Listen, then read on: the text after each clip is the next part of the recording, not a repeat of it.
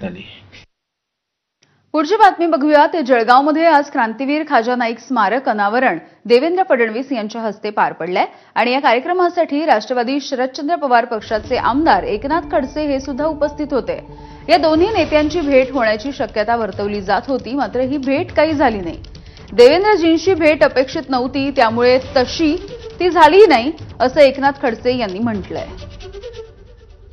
एकनाथ खडसे आपल्यासोबत आहेत। भाऊ, काय सांगाल तुम्ही? या कार्यक्रमाला उपस्थित होते, देवेंद्र फडणवीस यांची भेट होईल असं सांगितलं जात होतं, भेट झालेली नाही, काय प्रतिक्रिया? देवेंद्रजींची भेट या ठिकाणी अपेक्षित नव्हतीच आणि त्यामुळे या ठिकाणी भेट झाली नाही। जर भेट घ्यायचीच असती तर मी स्वतः त्यांना अपॉइंटमेंट घेऊन भेट झाली असती। भाऊ, या ठिकाणी आपण समोर व्हीआयपी कक्षात बसल्याचं पाहायला मिळालेलं आहे। अनेक आमदार वरती होते, तुम्ही? एकही आमदार वर नव्हता, सर्व मंत्री वर होते। इथे फक्त मंत्री आणि संघाचे जे प्रचारक आहेत त्यांना संधी दिलेली होती। सर्व आमदारांना व्हीआयपी कक्षामध्ये बसायला दिले। भाऊ, ही भेट होण्यासाठी काही आपण पूर्व परवानगी वगैरे काही चर्चा? जाऊ दे ना।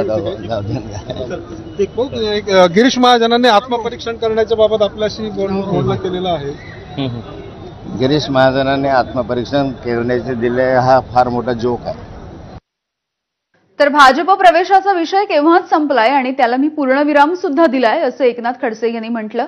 यावरती राजकारणामध्ये पूर्णविराम नसतो, स्वल्पविराम असतो असं मंत्री चंद्रकांत पाटील यांनी म्हटलंय। दुसरीकडे आज फडणवीस आणि खडसे एकाच व्यासपीठावरती दिसणार होते। या संदर्भात आपल्याला काहीही माहिती नाही असंही फडणवीसांनी सांगितलं। माझा पक्षप्रवेशाचा विषय हा केव्हा संपलेला आहे। आता मी माननीय शरद पवार साहेबांच्या राष्ट्रवादी काँग्रेसमध्ये आहे आणि त्यांच्या बरोबरच राहणार आहे। राजकारणात कधी पूर्णविराम नसतो, राजकारणामध्ये स्वल्पविराम असतो। त्यामुळे पूर्णविराम नाथराजी म्हणत असतील चुकीचं आहे।